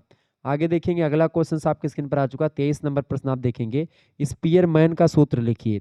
स्पीयरमैन का सूत्र है, देखें, P बराबर 1 - 6 सिग्मा डी स्क्वायर बटे एन गुणे एन स्क्वायर -1। ये सूत्र होता है स्पीयरमैन का सूत्र, यही है। ये सूत्र आपसे पूछेगा ऑब्जेक्टिव, मतलब ऑब्जेक्टिव में पूछ सकता है और अति लघुत्तरी में, तो आप आसानी से लिख दीजिएगा, ये सूत्र इंपॉर्टेंट है। अगला प्रश्न है, ओजाइटिव पर संक्षिप्त टिप्पणी लिखिए। संचयी बारंबारता बटन को जब आलेख दिखाते हैं तो ऐसे आलेख को ओजाइटिव कहते हैं। वर्ग की बारंबारता को उस वर्ग की ऊपरी सीमा पर ए बिंदु के द्वारा अंकित कर लिया जाता है और इन बिंदुओं को मिला करके एक ऐसे ओजाइटिव की रचना होती है जिससे किसी विशिष्ट मान से कम अथवा अधिक मानों की बारंबारता का पता चल जाता है, जैसे संचयी बारंबारता बटन का पहले किया गया था। तो इस तरीके से ओजाइटिव यही होता है, संचयी बारंबारता बटन को जब आलेख दिखाते हैं तब ऐसे आलेख को ओजाइटिव कहा जाता है। आगे देखिएगा, अगला क्वेश्चन आपके स्क्रीन पर आ चुका है। प्रश्न, बारंबारता बहुभुज पर संक्षिप्त टिप्पणी कीजिए। तो आयतों के शीर्षों के बीच बिंदुओं को या मध्य बिंदुओं को मिलाने से जो चित्र प्राप्त होता है उसे बारंबारता बहुभुज कहते हैं। तो आयतों के शीर्ष के मध्य बिंदुओं को मिलाने पर जो चित्र प्राप्त होता है उसी को बारंबारता बहुभुज कहते हैं। ठीक है, और आयत चित्र से प्राप्त बारंबारता होती है। प्रत्येक छोर पर शून्य बारंबारता का एक वर्ग इसलिए जोड़ दिया जाता है जिससे बहुभुज क्षैतिज अक्ष पर छू जाए। तो ये होता है बारंबारता बहुभुज। अगला प्रश्न है, माध्य अथवा समांतर माध्य पर टिप्पणी कीजिए। तो किसी समूह के पदमानों के योगफल को उसके पदों की संख्या से भाग देने पर जो मान प्राप्त होता है उसे समांतर माध्य कहते हैं। ठीक है, जिसको आप क्या बोलते हैं, मध्यमान बोलते हैं। समांतर माध्य का सूत्र होता है x+1, मतलब x1 x2 मैंने जितनी संख्याएं दी गई सबको आप जोड़ दीजिए और कितनी संख्या दी गई उसको उसी से भाग दे दीजिए, आपका निकल आएगा क्या, जो है बारंबारता निकल आएगी। यदि बारंबारता बंटन में पदमानों यानी x1 यानी संख्या, x1 माने संख्या जो है पहली संख्या दूसरी संख्या, ऐसे ही यानी कि जितनी संख्या दी है वहां तक उसकी बारंबारता क्रमशः f1 f2 व fn हो, तो क्या होगा, सूत्र क्या होगा, f1 यानी कि इसका गुणा इसके साथ होगा x1 f1 गुणे x1।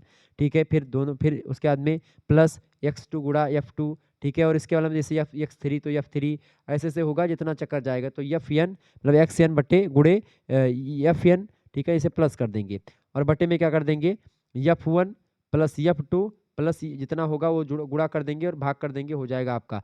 मान लेते कोई बारंबारता आपको बंटन दिया गया है, उसमें एक संख्या मतलब संख्या कोई दी के मान लेते हैं 2 3 4 5 आपको दिया गया संख्या। ठीक है, और 6 मान लेते हैं, ये ऐसी संख्या दी गई 2 3 4 5 6। अब अगली संख्या f1 आपको दिया गया 1 2 3 5 4, आपको ये संख्या दी गई है। अब करना क्या है, तो आपकी x1 कौन है, ये है x1, तो इससे आपको गुणा करना है। तो सूत्र में क्या है, इसे 2 एकम 2 हो जाएगा, प्लस ऊपर फिर 2 3 दूनी 6, 6 हो जाएगा, 4 तेई 12 प्लस 12 हो जाएगा, ऐसे 5 5 पचा मतलब 50 25 हो जाएगा, ठीक है, 6 चौके 24 हो जाएगा।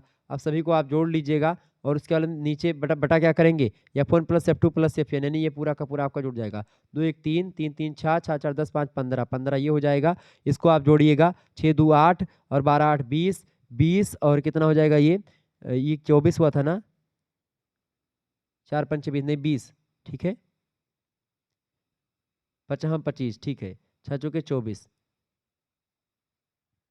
तो एक आपका ये 25 होगा और ये आपका 20 होगा, ठीक है, मतलब 24 24 हो जाएगा।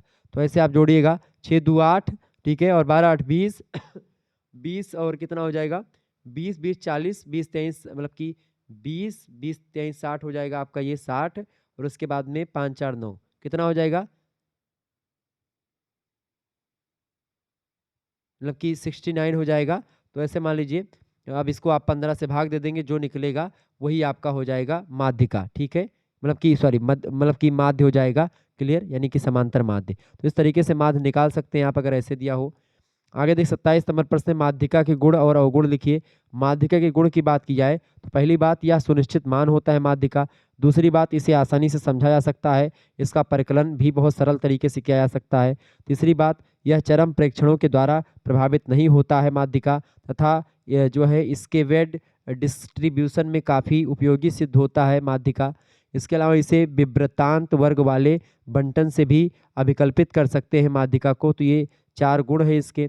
अगर विशेष इसके अवगुण की बात की है माध्यिका के, तो सम संख्या वाले प्रेक्षणों की दशा में माध्यिका का अभिकलन संभव नहीं है। चूंकि आप माध्यिका निकालने के लिए मैंने आपको बताया था कि विषम संख्याएं ही होती हैं। चूंकि मान लेते हैं जैसे 1 2 3 और 4, मान लेते 4 संख्या दी गई, तो इसका माध्यिका क्या निकालेंगे आप, अब माध्यिका निकालेंगे, माध्यिका ही नहीं निकलेगी। क्यों नहीं निकलेगी, क्योंकि 2 संख्याएं इधर और 2 संख्याएं इधर हो गई, बीच में कोनो संख्या बचेगी नहीं, दैट इज इम्पॉसिबल। तो माध्यिका हमेशा विषम संख्याओं की निकलती है, सम संख्याओं की नहीं निकलती है, इसके अवगुण है। हम केवल मध्यमानों के समांतर माध्य का विकलन ही कर सकते हैं, माध्यिका नहीं निकाल सकते हैं। दूसरी बात, मीडियन अपेक्षाकृत कम अस्थायी होते हैं, विशेषकर जब सैंपल छोटा होता है तो कम अस्थायी होते हैं। ये इस तरीके से इसके अवगुण है माध्यिका के। 28 नंबर प्रश्न है, मानक विचलन के गुण और अवगुण बताइए। मानक विचलन के गुण और अवगुण की बात की जाए तो पहला गुण ये है कि मानक विचलन का कि यह माध्य से बड़े बंटन के विचलन का केवल एक अंक में ही सर्वेक्षण मतलब संक्षेपण कर देता है, इसे परिवर्तित के यूनिट के रूप में प्रयुक्त करते हैं। दूसरा गुण ये है कि यह इसका सूचक भी है कि किसी विशिष्ट या सॉरी किसी व्यष्टिगत में माध्य से विचलन मतलब विचरण में मिलने वाला अंतर वास्तविक है या फिर संयोग से आ गया है, इसका भी एक प्रकार से वो मतलब की जानकारी रखता है। इसके अलावा जो आपका मानक विचलन होता है वो क्या करता है, मानक विचलन जो होता है, मानक विचलन त्रुटि के परिकलन में सहायता भी करता है। मान निष्कर्षों के लिए इसके द्वारा सैंपल के आकार के निर्धारण में सहायता भी मिलती है। तो ये आपका गुण होता है मानक विचलन का। अवगुण की बात की तो अवगुण कम ही होता है, यह केवल चरम मानों को ही प्रभावशाली बनाता है। पहले विचलनों का वर्ग निकालना होता है इसमें, बाद में इनका मूल्य निकालना एक लंबी प्रक्रिया होती। तो यही अवगुण है कि एक लंबी प्रक्रिया होती मानक विचलन निकालने की, तो इसलिए ये थोड़ा सा इसका अवगुण है, बाकी सारी चीज़ें ठीक होती। प्रमाणिक विचलन एक होता है, ठीक है, ये होगा आपका मानक विचलन, और एक होता है आपका प्रमाणिक विचलन, ठीक है। देखें 29 नंबर प्रश्न है, माध्य की मानक त्रुटि क्या होती है। तो किसी सैंपल के मानक विचलन को सैंपलों की संख्या में विभाजित करने पर मानक त्रुटि ज्ञात की जाती है। अगर क्या करेंगे, जो मानक विचलन होता है उसको सैंपलों की संख्या से अगर आप भाग दे देंगे, ठीक है, तो आपका निकल आएगा मानक त्रुटि। जैसे मान लेते यस ई एम बराबर क्या होता है, यस ई एम क्या होता है, मानक माध्य की मानक त्रुटि को यस ई एम बोलते हैं, और ये आपका लेमडा माने मानक विचलन हो गया, ठीक है। इसके अलावा यन का मतलब होता है समस्त सैंपलों की संख्या का वर्गमूल। अब देखिए स्टैंडर्ड डिवीजन बटे इस मतलब कि अंडर रूट यन बराबर क्या हो जाएगा, स्टैंडर्ड डिवीजन मतलब कि ये आपका हो जाएगा और अंडर रूट यन। तो यहाँ पर आपका ये निकल आएगा, सूत्र होता है माध्य की मानक त्रुटि निकालने का, ये बात ध्यान रखें, क्लियर। आगे देखिएगा, अगला क्वेश्चन आपकी स्क्रीन पर आ चुका है। मध्यमान विचलन यानी कि मध्यमान विचलन जिसको एमडी बोलते हैं, ज्ञात करने का सूत्र बताएं। तो अवस्थित आंकड़ों को आंकड़ों से मध्यमान विचलन ज्ञात करने के लिए निम्नलिखित सूत्र का प्रयोग किया जाता है। तो अव्यवस्थित आंकड़े जो होते हैं उनके लिए सूत्र होता है मध्यमान विचलन निकालने का। एमडी यानी मध्यमान विचलन बराबर क्या होता है, सिग्मा डैश डी डैश बटे एन बराबर, यानी इसी को बोलते हैं सिग्मा डी डैश का मतलब कि मॉड एक्स, मतलब कि एक्स सिग्मा एक्स और बटे एन। यहाँ पर ये जो सिग्मा जो है यक्स लिखा है, इसका मतलब क्या होता है, मध्यमान से लिए गए प्राप्तांकों के समस्त विचलनों का योग बोलते हैं इसको। ठीक है, यन जो है वो प्राप्तांकों की संख्या है, डी जो है ये आपका क्या है, यक्स माइनस यम प्राप्तांकों का मध्यमान से विचलन है, और यम आपका मध्यमान होता है। ये आपका सूत्र हो गया। ठीक है, सूत्र क्या होता है आपका, ये वाला सूत्र। क्लियर। आगे देखिएगा 31 नंबर प्रश्न है, विचरणता गुणांक का सूत्र ज्ञात कीजिए। तो विचरणता गुणांक का परिकलन इस प्रकार किया जाता है, जैसे कि सूत्र देखिए, एस डी बटे माध्य गुणे 100। एस डी माध्य विचलन होता है, और माध्य आप जानते ही हैं, गुणे 100 कर दो तो आपका विचरण गुणांक निकल आएगा। ये बात ध्यान, विचरण गुणांक निकालने के लिए आप माध्य विचलन निकालें पहले, उसके बाद में माध्य निकालें, और माध्य और उसको भाग कर दें और गुणे 100 कर दें, जो उत्तर आएगा वही आपका हो जाएगा विचरण गुणांक। अगला प्रश्न है 32 नंबर, सहसंबंध पर संक्षिप्त टिप्पणी लिखिए। सहसंबंध का प्रयोग दो स्वतंत्र वेरिएबल्स के बीच संबंध को ज्ञात करने के लिए किया जाता है। ठीक है, जैसे यहाँ पर आई यन जीवों की एवं भार, सॉरी यहाँ पर जो यन है वो जीवों की ऊंचाई एवं भार मापने की एक, मतलब मापने पर एक सीरीज उपलब्ध होती है। इस सीरीज में प्रत्येक यूनिट में दो मान होते हैं, एक ऊंचाई का और दूसरा जो होता है वो भार का होता है। ठीक है, एक ऊंचाई का दूसरा भार का होता है। अतः ऐसे बंटन को जिसमें सीरीज के प्रत्येक यूनिट के दो मान होते हैं द्विचर बंटन कहते हैं। और द्विचर बंटन में यह जानने का प्रयत्न करते हैं कि क्या दोनों चर में कोई संबंध है। सहसंबंध दोनों चरों में संबंध का अध्ययन करता है। यदि एक चर में परिवर्तन होगा दूसरे चर में भी परिवर्तन होगा तो दोनों चर सहसंबंधित कहलाते हैं, कोरिलेटिव कहलाते हैं, जैसे मैंने आपको शुरुआत में बताया था। ये होता है आपका सहसंबंध। ठीक है, कि एक वस्तु के मान में परिवर्तन हुआ तो दूसरे वस्तु के मान में भी परिवर्तन आपको दिखेगा। 33 नंबर प्रश्न है, ऋणात्मक और धनात्मक सहसंबंध पर संक्षिप्त टिप्पणी कीजिए। तो जब एक चर का मान बढ़ने पर दूसरे चर का मान भी बढ़ जाता है, तो या फिर एक मान कम करने पर दूसरे मान कम हो जाता है, तो इसे पॉजिटिव सहसंबंध या सकारात्मक सहसंबंध कहते हैं। ठीक है, ये बात ध्यान रखेंगे। इस तरीके से आप समझ सकते हैं, ये वेरिएबल 1 एक है, एक वेरिएबल 2 है, एक। ठीक है, और ये आप देखेंगे अब इस तरीके से एक का मान बढ़ा तो फिर दूसरे का मान भी बढ़ा, ये बढ़ा तो ये भी बढ़ा, ये घटा, ठीक है, तो ये भी थोड़ा बहुत घटा, ठीक है, फिर बढ़ा फिर घटा, फिर ऐसे ऐसे ये क्या होता है, एक का मान बढ़ने पर दूसरे का मान बढ़ता है, दूसरे का मान घटने पर उसका मान भी घटता है। तो ये सहसंबंध होते हैं पॉजिटिव। इसके विपरीत सहसंबंध को निगेटिव या फिर प्रतिलोम कहते हैं, जब इसके वेरिएबल्स विपरीत दिशा में विचलित होते हैं। जैसे शरीर के भार में वृद्धि के साथ इसकी औसत लंबाई जो होती है वो कम हो जाती है। अगर आपके भार में वृद्धि होती है तो आपकी लंबाई जो होती है वो कम होने लगती है। ठीक है, तो आपकी क्या होती है, यानी कि आपका कोई चीज़ बढ़ रहा है तो आपका कोई चीज़ कम हो रहा है, तो ये सहसंबंध जो होता है नकारात्मक सहसंबंध होता है। क्लियर, मानिए आप एक तरफ से बढ़ रहे हैं तो दूसरी तरफ से आप घट रहे हैं। ठीक है, जब क्या होगी, गन्ने के मूल्य में बढ़ोतरी हो लेकिन चीनी का मूल्य घट जाए, तो ये होता है आपका, या चीनी गन्ने का मूल्य घटा रहे और चीनी का मूल्य बढ़ जाए खूब ज़्यादा। ठीक है, तो ये होता है आपका नकारात्मक सहसंबंध। क्लियर, ध्यान रखेंगे इस बात को। आगे देखिएगा, अगला प्रश्न है 34 नंबर, सहसंबंध गुणांक क्या होता है। तो हिस्टोग्राफ के समान प्रकीर्ण चित्र में प्रेक्षणों का प्रदर्शित करने की एक विधि होती है सहसंबंध गुणांक, किंतु इससे किसी प्रकार के सहसंबंध का आभास नहीं होता। सहसंबंध गुणांक को निम्न प्रकार से ज्ञात करते हैं, कैसे, आर बराबर क्या होता है, आर बराबर होता है sigma X minus X mod गुणे वाई माइनस वाई मॉड बटे under root sigma X minus X mod का होल स्क्वायर और गुणे sigma Y minus Y mod का होल स्क्वायर। ये होता है सूत्र किसका, सहसंबंध गुणांक का। इसमें एक वेरिएबल को यक्स और दूसरे को वाई द्वारा के प्रदर्शित किया गया है। इसमें यक्स मतलब कि ये होता है आपका, एक यक्स जो है एक वस्तु है और वाई जो है दूसरी वस्तु है। ठीक है, तो यक्स तथा वाई वेरिएबल्स के दो सेटों के माध्य हैं। एक्स डैश मतलब कि एक्स माइनस एक्स और वाई माइनस वाई के मध्य मतलब माध्य से विचलन को प्रदर्शित करते हैं। अतः sigma X minus X mod गुणे वाई माइनस वाई मॉड में प्रत्येक व्यष्टिगत के लिए माध्य एक्स मॉड और यक्स के विचलन को तथा दूसरा माध्य वाई डैश मतलब कि वाई मॉड से वाई विचलन को प्रदर्शित करता है। ये चिन्ह जो ऊपर लगा इसको मॉड बोलते हैं। तो इस तरीके से ये होता है आपका सहसंबंध गुणांक का सूत्र, ध्यान रखेंगे। आगे देखिएगा, अगला प्रश्न है 35 नंबर, मानक विचलन की परिभाषा दीजिए। तो किसी श्रेणी का प्रमाप विचलन उस श्रेणी के समांतर माध्य से विभिन्न पदों के विचलनों के वर्गों के समानांतर माध्य का धनात्मक वर्गमूल होता है। ये बात ध्यान रखें, क्या होता है? किसी श्रेणी का प्रमाप विचलन उस श्रेणी के समांतर माध्य के विभिन्न पदों के विचलनों के वर्गों के समांतर माध्य का धनात्मक वर्गमूल होता है मानक विचलन। क्लियर? मानक विचलन को प्रायः ग्रीक वर्णाक्षर जो है सिग्मा, उससे प्रदर्शित किया जाता है। मानक विचलन को सिग्मा से, स्मॉल सिग्मा ये है, ठीक है, और ये वाला कैपिटल सिग्मा है, ये स्मॉल सिग्मा है, इसके द्वारा प्रदर्शित करते हैं। और लघु रूप में इसको एसडी भी बोला जाता है, ठीक है, शॉर्ट फॉर्म में। तो इस श्रेणी क्रम विधि का उपयोग लिखिए। श्रेणी क्रम विधि का क्या उपयोग है? देखिए, पहला उपयोग ये है कि जब वास्तविक प्राप्तांकों के स्थान क्रम में दिए हों तो श्रेणी क्रम विधि का प्रयोग होता है। दूसरा, जब प्राप्तांक अव्यवस्थित रूप में दिए हों तब भी। तीसरा, जब पदों की संख्या 30 से कम हो, इस विधि का उपयोग परिणाम देता है। इसके अलावा जब दो परिणामों में सत्यता और विश्वसनीयता ज्ञात करनी हो तब भी श्रेणी क्रम विधि का उपयोग किया जाता है। इसके अलावा जब वास्तविक प्राप्तांक के स्थान पर क्रम में दिए होते हैं तो वो भी आपका श्रेणी क्रम विधि का प्रयोग आप कर सकते हैं। तो ये कई उपयोग हैं श्रेणी क्रम विधि के, आप इसको याद कर लीजिएगा, एग्जाम में पूछेगा तो आसानी से लिख पाएंगे।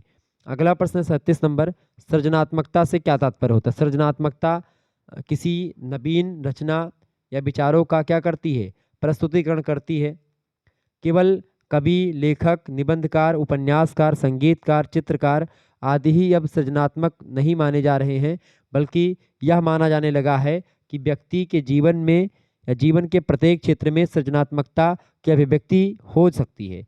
अतः आज संसार के हर देशों में जीवन के विभिन्न क्षेत्रों में उपलब्धियों के लिए इस परीक्षण के द्वारा उच्च सृजनात्मकता वाले लोगों का पता लगाया जा रहा है, जो ज़्यादा मतलब एक चीज़ सृजन करने की क्षमता जिनके अंदर ज़्यादा होती है। उन मतलब सृजनात्मकता का मतलब क्या होता है? जैसे सब चीज़ों को तुरंत समझ जाएं, जान जाएं, ठीक है, जल्दी एक बार पढ़ें तो इनको याद हो जाए, तो सृजनात्मकता यानी उपन्यासकार के पास, संगीतकार के पास, चित्रकार के पास, ठीक है, ये सब क्या होते हैं? सृजनात्मक व्यक्ति होते हैं। तो अब इनको इनको छोड़ करके हर एक व्यक्ति को माना जा रहा है जो कि अन्य क्षेत्रों में अपने अपने टैलेंट दिखा रहे हैं। आगे देखिएगा, 38 नंबर प्रश्न है, अव्यवस्थित प्राप्तांकों से स्टैंडर्ड डिवीजन की गणना किस प्रकार की जाती है? एसडी की गणना। तो अव्यवस्थित आंकड़ों से प्रमाणिक विचलन ज्ञात करने की प्रक्रिया कुछ इस प्रकार है। पहली बात तो प्राप्तांकों का मध्यमान यानी कि सिग्मा एक्स बटे एन आपको ज्ञात करना पड़ता है। अगर आपको अव्यवस्थित कोई आंकड़ा है उससे प्रमाणिक विचलन अगर आपको ज्ञात करना है तो सबसे पहले काम क्या होगा? आप क्या निकालेंगे? आप मध्यमान निकालेंगे संख्याओं का। दूसरी बात, मध्यमान यानी कि यम से समस्त प्राप्तांकों का विचलन यानी डी जो होता है उसको ज्ञात किया जाएगा। उसके बाद में फिर समस्त विचलनों यानी डीएस का वर्ग ज्ञात करेंगे। फिर उसके बाद में समस्त विचलन वर्गों का योग यानी कि सिग्मा एक्स स्क्वायर ज्ञात करना होगा। इसे जो है सिग्मा डी क्यूब भी कहते हैं, सिग्मा एक्स स्क्वायर को। सिग्मा मतलब कि सिग्मा डी स्क्वायर या फिर सिग्मा एक्स स्क्वायर की अगर बात की, स्क्वायर कर लेंगे यहाँ पर, स्क्वायर को यन से भाग देना, ठीक है। इसके बाद में होता है, इसके बाद में अगली जो विधि होती है वो भाग फल का आप वर्गमूल ज्ञात कर लें, तो जो आपका निकलेगा वही आपका हो जाएगा अव्यवस्थित आंकड़ों से एस डी, ठीक है, मिल जाएगी। तो एस डी बराबर क्या होता है? एस डी को स्मॉल सिग्मा से प्रदर्शित करते हैं, under root sigma X square बटे एन या फिर under root sigma D square बटे एन, ये सूत्र होता है स्टैंडर्ड विचलन का यानी कि आपका मतलब कि प्रमाणिक विचलन का, ध्यान रखेंगे। आगे देखिएगा, अगला प्रश्न आपकी स्क्रीन पर आ चुका है। 39 नंबर क्वेश्चन से परीक्षा की दृष्टि से आपके इंपॉर्टेंट है। प्रोजेक्ट विधि की विशेषताएं बताएं। तो प्रोजेक्ट मोमेंट विधि जो है वो अधिकांशतः जो कोरिलेशन होता है, सहसंबंध होता है, उसको ज्ञात करने के लिए प्रयोग में लाई जाती है प्रोडक्ट मोमेंट विधि। कार्ल पियर्सन इस विधि के विकासकर्ता माने जाते हैं। कार्ल पियर्सन के द्वारा इस विधि का विकास किया गया और इसीलिए इसे पियर्सन विधि कहते हैं, जो कि कार्ल पियर्सन ने इसको जो है इसका विकास किया था, इसीलिए प्रोजेक्ट मोमेंट विधि को पियर्सन विधि भी कहा जाता है। क्लियर? ये बात ध्यान रखेंगे। किसके लिए होती है? ये सहसंबंध को ज्ञात करने के लिए होती है। अगला प्रश्न है 40 नंबर, उच्च धनात्मक सहसंबंध क्या होता है? तो कभी कभी यह देखा जाता है कि एक चर में यानी एक वस्तु में परिवर्तन से दूसरे चर यानी दूसरी वस्तु में अत्यधिक परिस्थिति उच्च धनात्मक सहसंबंध कहलाती है। मतलब जब क्या होता है कि मतलब कि ज़्यादा परिवर्तन हो, जैसे मान लेते हैं कि एक एक्स का दाम बढ़ गया तो फिर वाई का दाम जो है, जो उससे सहसंबंधित वस्तु थी उसका दाम और उसके दुगुना तिगुना टाइप की बढ़ जाए तो फिर क्या होता है, उच्च धनात्मक सहसंबंध माना जाता है। क्लियर। 41 नंबर क्वेश्चन आपकी स्क्रीन पर आ चुका है। प्रश्न है पूर्ण धनात्मक सहसंबंध से आप क्या समझते हैं। तो दो चरों की मात्रा अनुपातिक रूप से घटती या बढ़ती है। उदाहरणार्थ जैसे इंची तथा सेंटीमीटर के मान अनुपातिक रूप से घटते या बढ़ते हैं। तो इस तरीके से क्या होता है, ये पूर्ण धनात्मक सहसंबंध इससे ज्ञात करते हैं, ये इसको बोलते हैं। आवर्ती बहुभुज से आप क्या समझते हैं। तो वह चित्र जो अनेक भुजाओं से घिरा हो बहुभुज कहलाता है। वह चित्र जो अनेक भुजाओं के माध्यम से किसी एक आवर्ती वितरण के विभिन्न वर्गांतरों की विभिन्न आकृतियों के मूल्यों को दिखाता है, प्रदर्शित करता है, उसी को आवर्ती बहुभुज कहा जाता है। अगला क्वेश्चन आपकी स्क्रीन पर आ चुका है। प्रश्न है कि आवर्ती आयत चित्र क्या होता है। आवर्ती आयत चित्र आयतों का वह समूह होता है जिसके अंतर्गत प्रत्येक आयत की ऊंचाई तत्संबंधी वर्गांतर की आवृत्ति का प्रतिनिधित्व करता है। अर्थात आयतों की ऊंचाई आवृत्तियों के अनुसार होती है।